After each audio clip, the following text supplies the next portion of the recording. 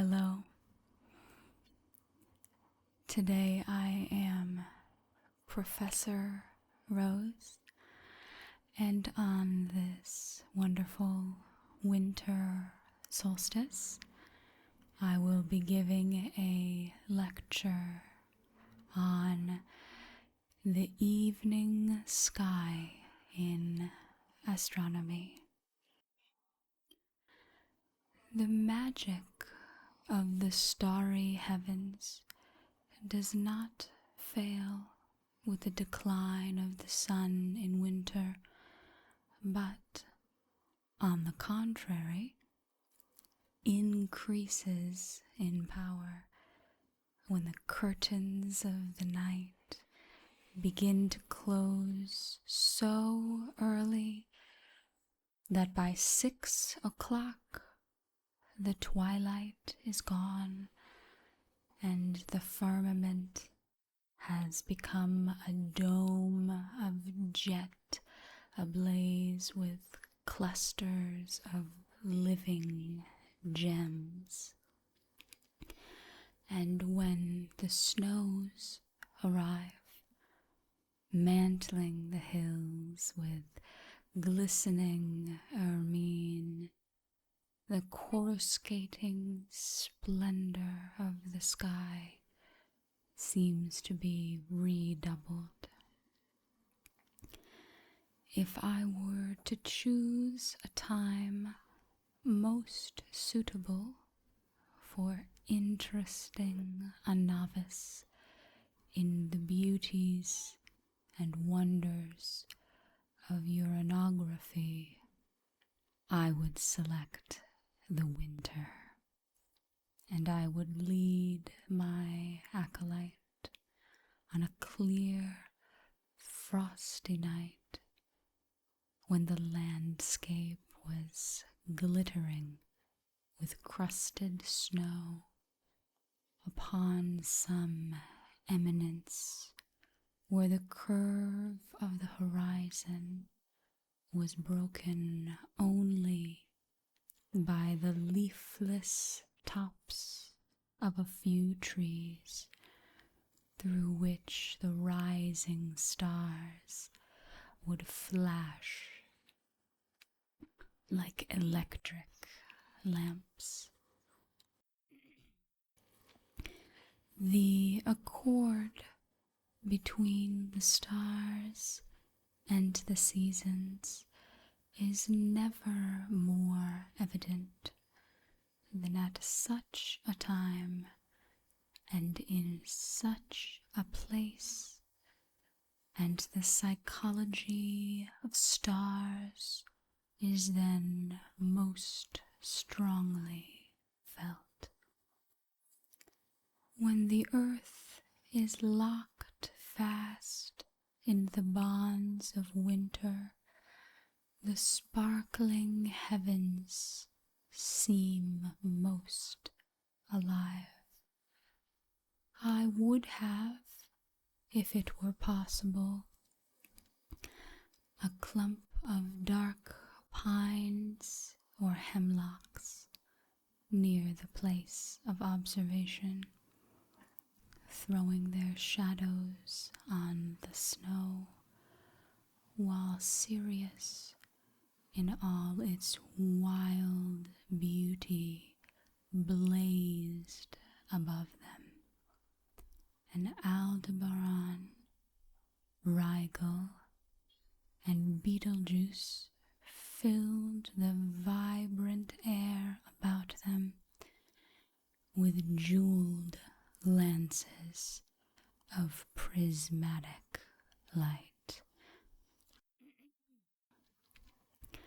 Then the sound of sleigh bells in the resonant atmosphere would seem an aerial music shaken from the scintillant sky, and a lurking fox stealing from his den in the edge of the shadows would appear timorously conscious of the splendor over his head. The nocturnal animals know a day more glorious than ours, but it is never so glorious as when its multicolored rays splinter upon crystalled hills at the winter solstice. Now, the greatest of the constellations reign in the sky. Orion is high up in the southeast, and around him are arrayed his brilliant attendants and companions. Towards the west, Taurus, with Aldebaran and the glittering Pleiades. Above, Auriga and Gemini dipping their feet in the Milky Way. In the east, Canis Minor, with great steady Procyon, and Canis Major proclaiming his precedence with flaming Sirius, the king of the stars. We cannot do better than begin with this starry monarch and his constellations.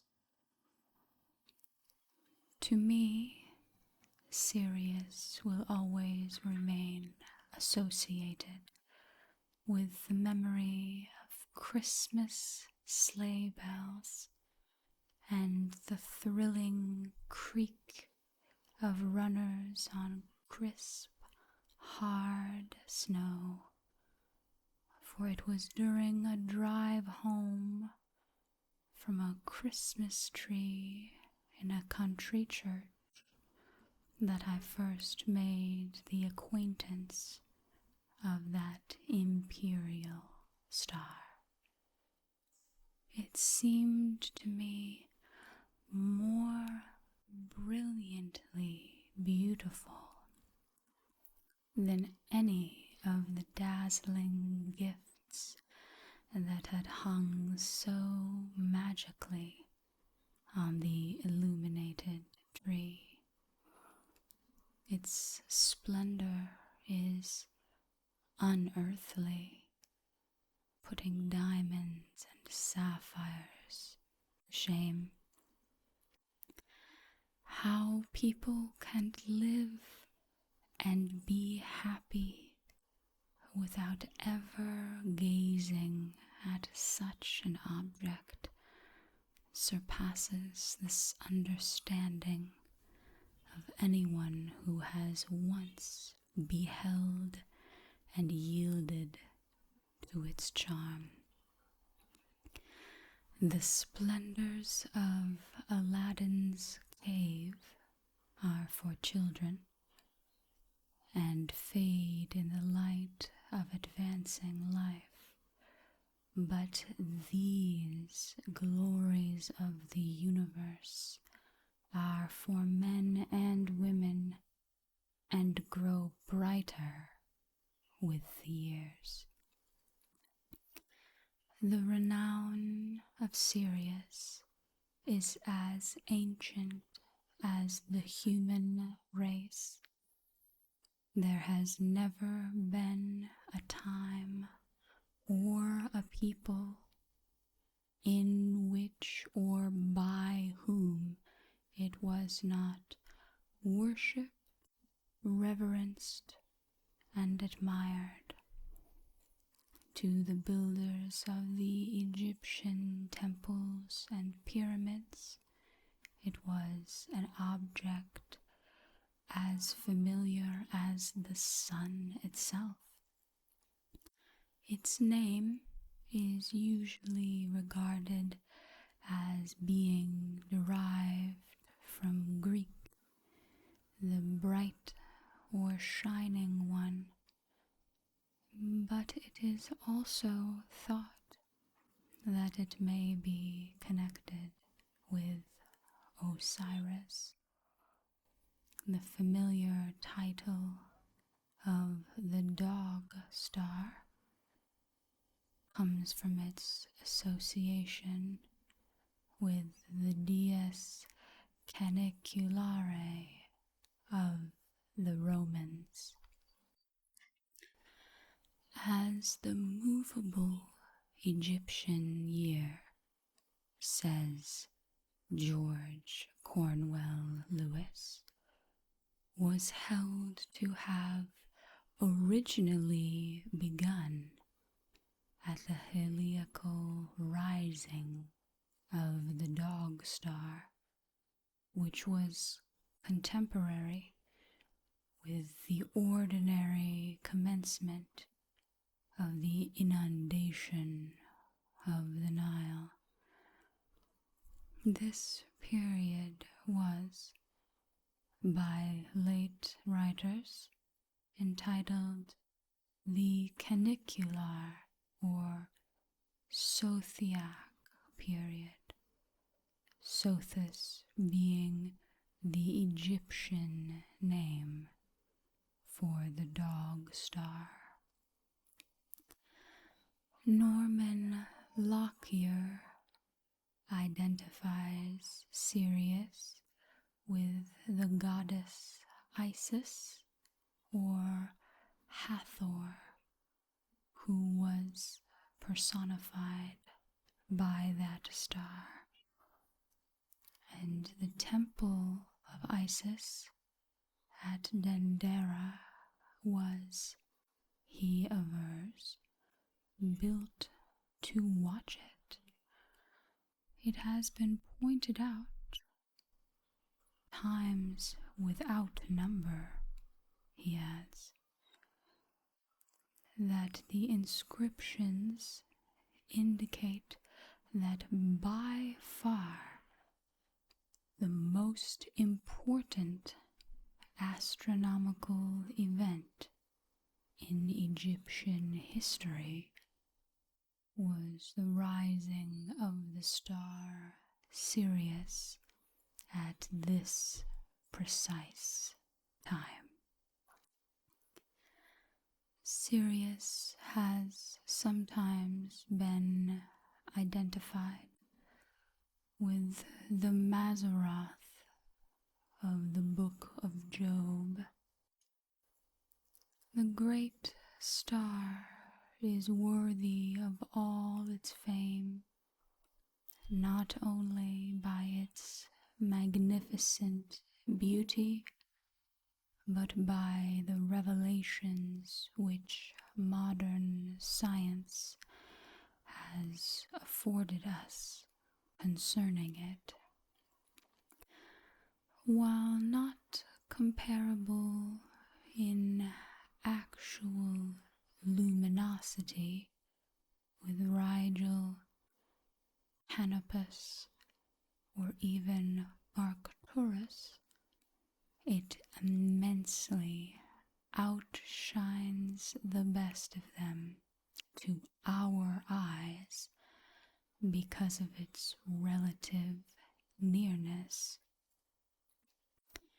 Its distance is only about 50 quadrillion miles, so that it really is one of the nearest stars in the sky.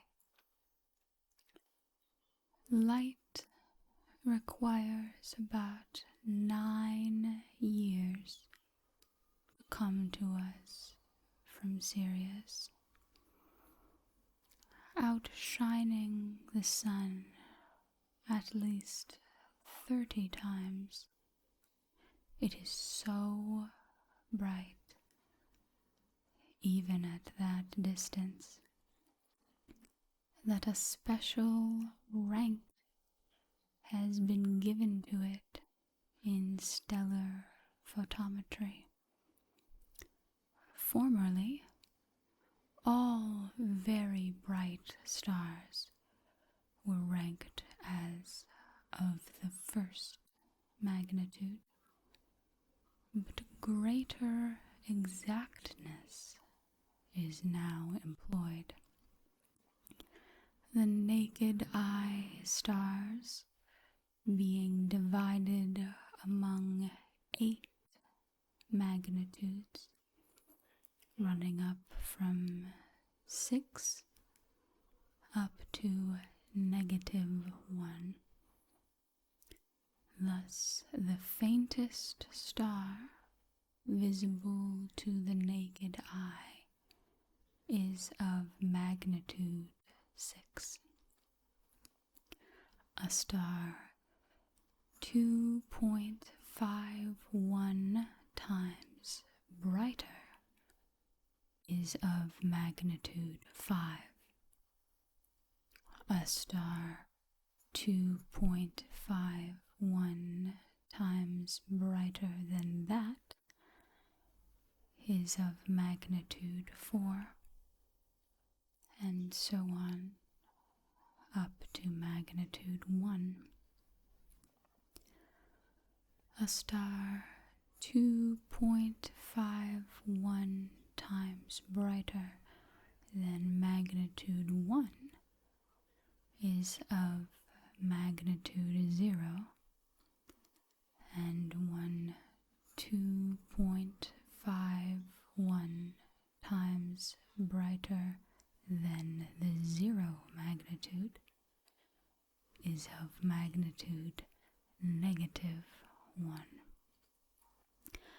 A degree of brilliance which is attained by Sirius alone. In fact, Sirius exceeds magnitude -1, its real rank being -1.6. On the same scale, the magnitude of the Sun would be -26.3.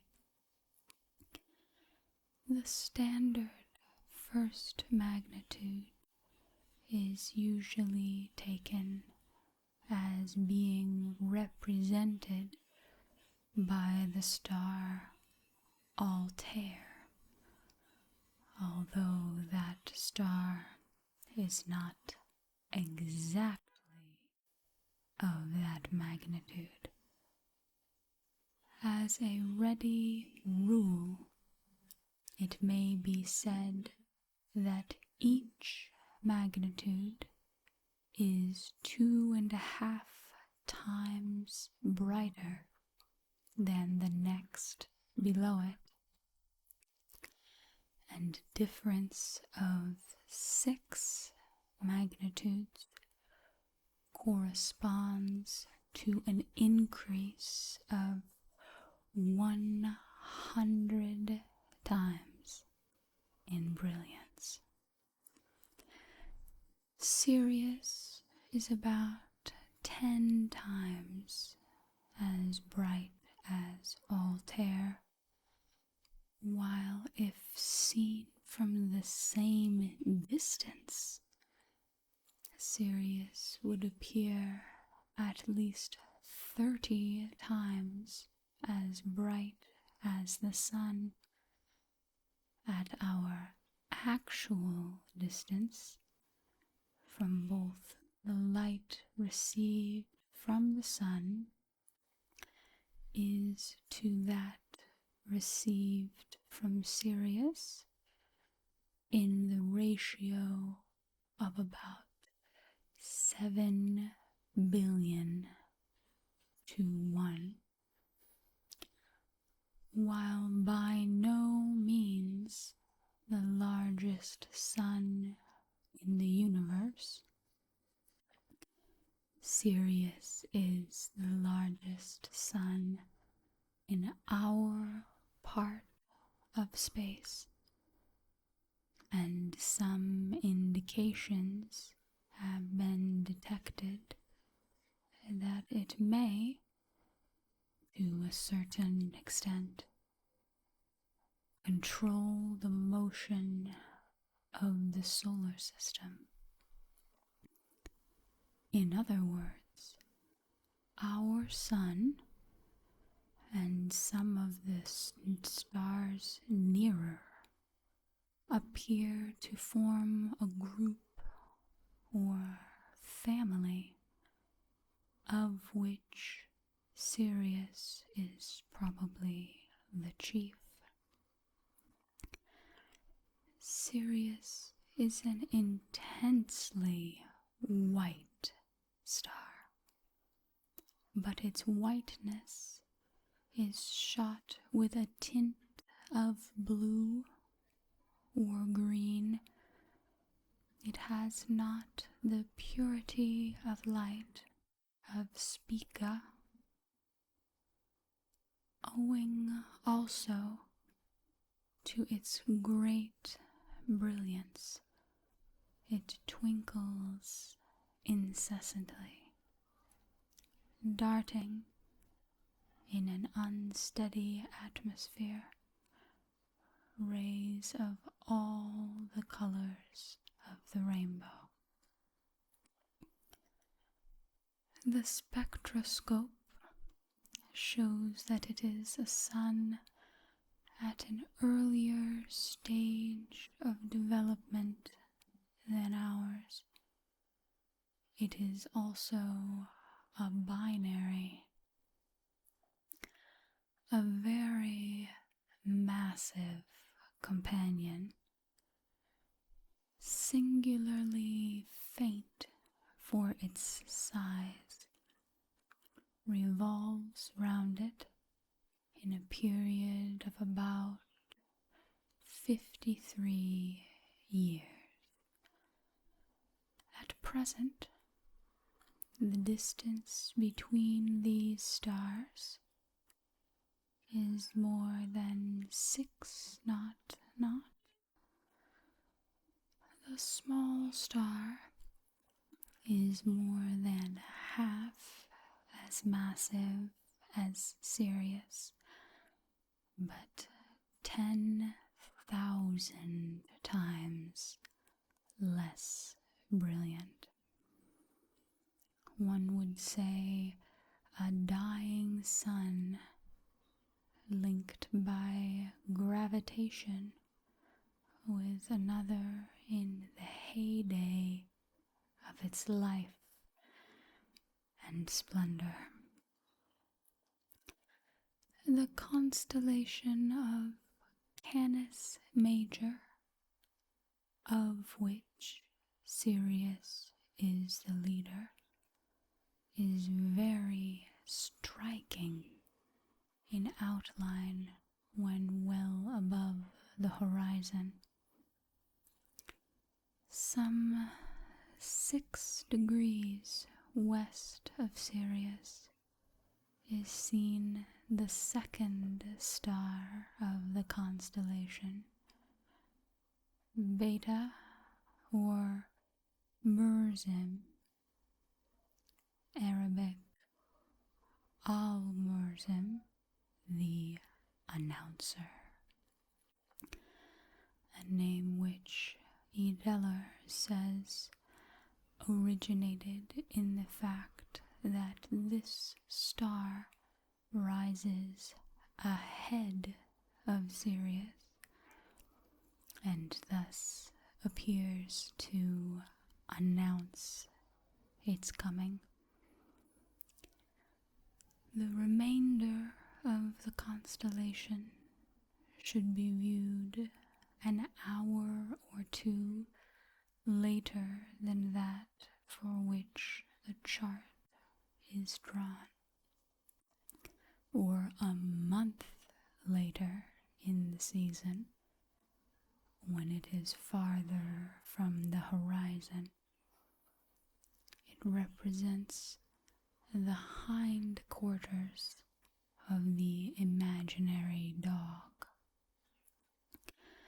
The star Epsilon, or Adhara, perhaps the brightest in the group, is a double, colors orange and violet, distance 7.5. The smaller star is of only the 9th magnitude. Delta is called Wezen, the weight, because the star seems to rise with difficulty from the horizon, an excellent instance of the fanciful titles which the Arabs and others often gave to stars. Zeta is Furuj, and Eta Aludra. The meaning of these names is uncertain.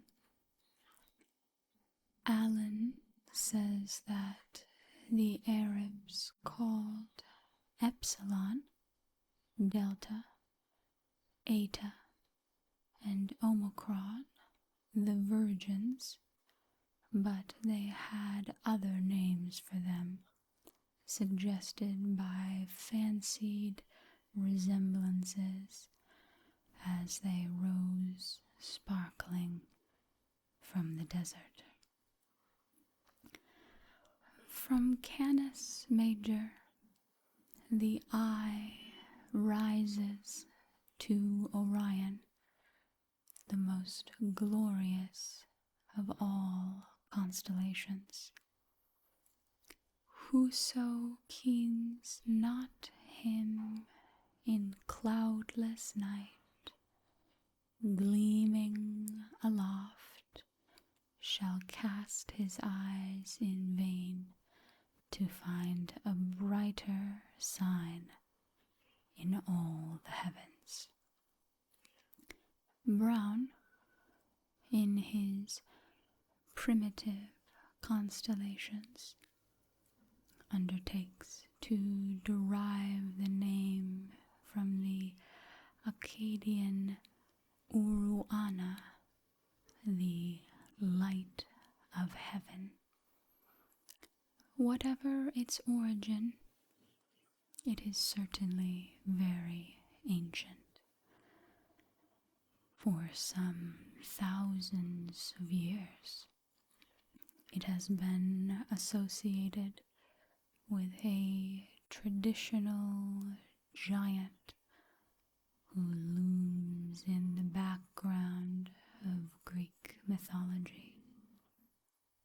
In the classical atlases of the heavens, Orion is represented as standing in an attitude of defiance, facing westward, brandishing a huge club above his head, and lifting his left arm, covered with a lion's hide, to meet the charge of Taurus, the bull. And under some such guise, all mankind has seen him for untold ages, always a gigantic figure, always heroic in character, always defying or pursuing, the symbol of strength, courage, conquest, and victory.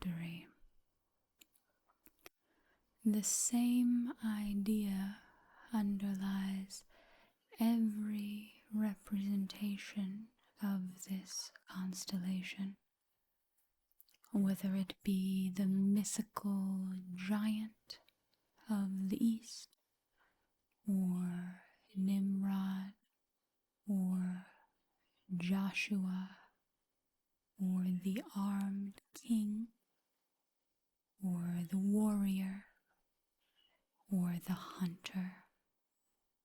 It is inevitably the figure of a doer of great deeds which is presented to the imagination. And it must be said that the aspect of the constellation is in accord with such thoughts. No one can look at it without a stirring of the blood.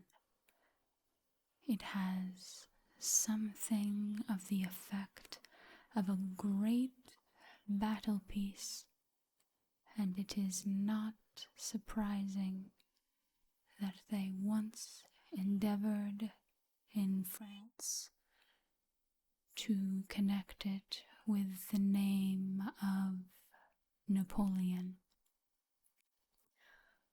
Although its two chief stars are separated some 18 degrees, and the central belt forms a striking figure by itself, yet there is an unmistakable unity about the constellation, and one would hardly think of dividing it into separate groups. Singularly enough, this sense of oneness is borne out by the photographic discovery which that a vast swirl of nebulous matter surrounds the entire constellation, and by the spectroscopic proof that nearly all of its stars belong to one type, which has become known as the Orion type. Perhaps the first feature of Orion that strikes the eye is the arrangement of the three nearly equal bright stars which form the belt. Their Greek letter names are Delta, Epsilon, and Zeta, and by these they are usually designated. But there is a great charm in their Arabic titles, which, in the same order, are Mintaka, belt, Al-Nilam, from string of pearls, and Al-Nita, girdle. It will be observed that all of these names have a similar signification, and probably each of them was originally employed to designate the whole row. The belt is remarkable in another way. It points very nearly towards Sirius. It is like a glittering signboard indicating the position of the brightest star in the sky. To hasty observation, the row seems to be perfectly straight, although there is, in reality, a slight bend, and the distances separating the three stars appear to be exactly equal. The effect is as beautiful as it is surprising. Below the belt hangs a fainter row of stars constituting the sword. The central star of this row, Theta, arrests the attention at once by a curious appearance of nebulosity, especially if it is examined with an opera glass. A telescope shows it to be enveloped in one of the grandest nebulae in the sky, the celebrated Great Nebula of Orion. With a large glass, its appearance is astonishing in the highest degree.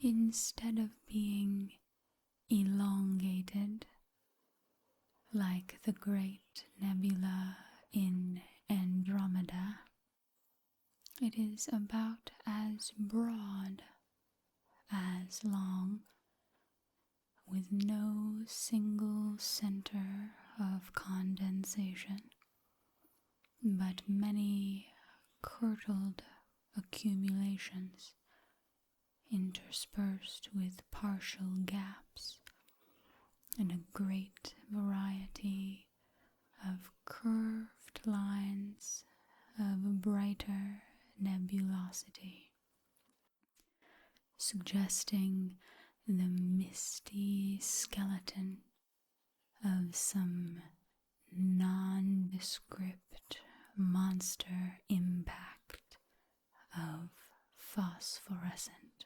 clouds. A large number of stars are scattered over or through it, and some of them seem clearly to be connected with it, as if created out of its substance. Unlike the Andromeda Nebula, this shows only the spectrum of glowing gas, such that no such supposition has been made in the other case, that it may be an outside universe is admissible here. It is rather a chaos, rich with elements from whose combinations spring suns and planets, and where the effects of organizing forces are just beginning to become manifest. It resembles a vast everglade filled with tangled vegetation and uncouth growths but where the fertile soil, once cleared and drained, is capable of producing an enormous harvest. On the other side of the belt, but far removed from it, shine the two great stars of Orion, Alpha or Betelgeuse, from an Arabic phrase meaning the armpit of the central one, and Beta or Rigel, from an Arabic phrase meaning the leg of the giant. These stars differ remarkably in color, Betelgeuse being orange-hued and Rigel white, although Betelgeuse takes preference in the Greek letter ranking.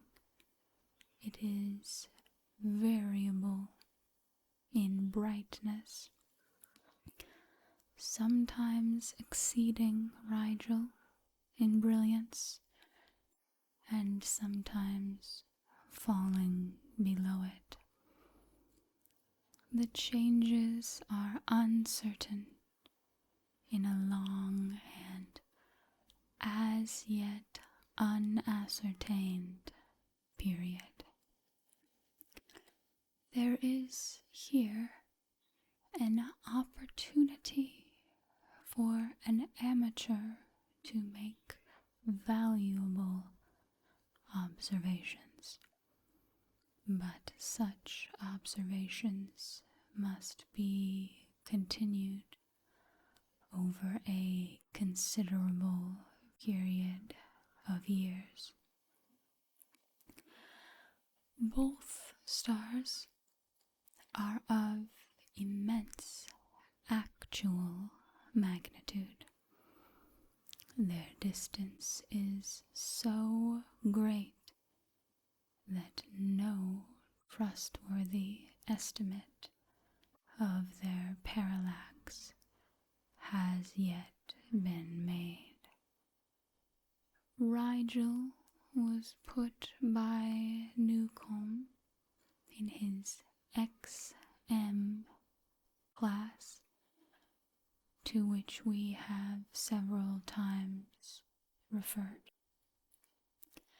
It is without doubt one of the mightiest suns in the universe. It is also a double and one of the finest in the sky. Close to its flaming rays, the telescope reveals a small, intensely blue star. The distance is about 9.5. In its general aspect, Rigel resembles Vega, but the latter has a more dedicated blue tint. Scientific photometry gives the precedence in brightness to Vega, which is ranked as of magnitude 0.1, while Rigel is 0.3, which means that the first is 1/10 and the second 3/10 of a magnitude below the 0 rank. It is very interesting to bring Rigel and Betelgeuse close together with a good sextant, and then note the difference in their color. The star Gamma, or Bellatrix, the Amazon, or female warrior, marks the left shoulder of the imaginary giant. Astrological superstition connects this star with the fortunes of women. Kapha, or scythe, sword, although it is far from the sword, is in the right knee of the figure.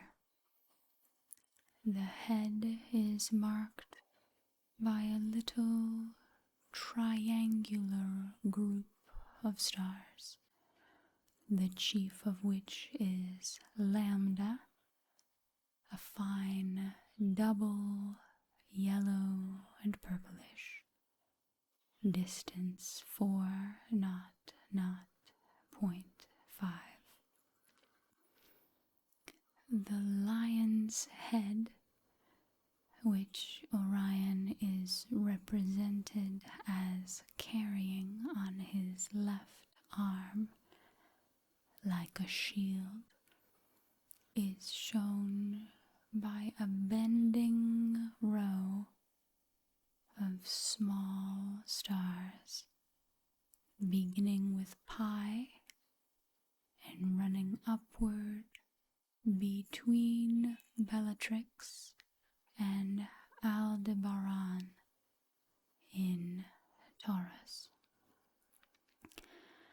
The reader who is not provided with a telescope is advised, at least, to employ an opera glass in sweeping over the whole space included in Orion.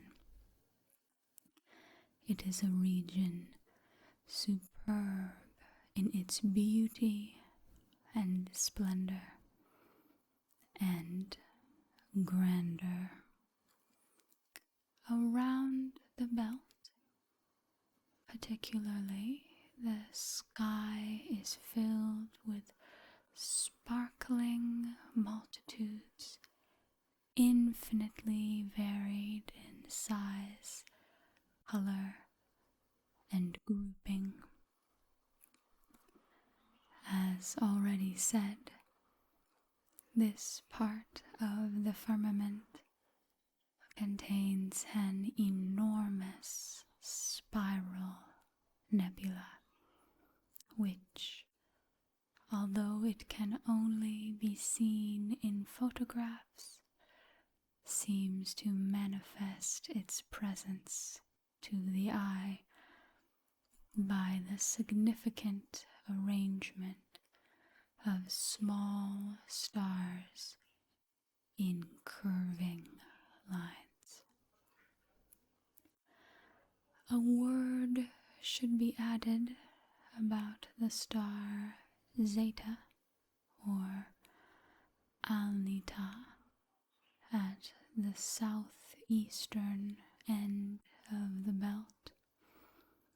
It is a triple, very remarkable for the indescribable color of its second largest component. The Russian astronomer Struve could find nothing exactly resembling it in tone in the whole gamut of spectral colors, and he invented a special name to describe it: Olivacea subruticanda, which may be translated ruddy olive. It is 2.5 from its larger companion. The third star is very faint and distance 56 knot. When the telescope is directed to the star Sigma, there comes into view an astonishing double group of stars, among which such colors as pale blue, grape red, ruddy, and gray have been detected. The effect upon the mind of seeing such combinations of tinted suns transcends all power of description. With the feeling of pleasure that they give goes a sense of staggering wonder. This concludes our lecture today. I hope you have a wonderful and magical winter solstice. May you be well.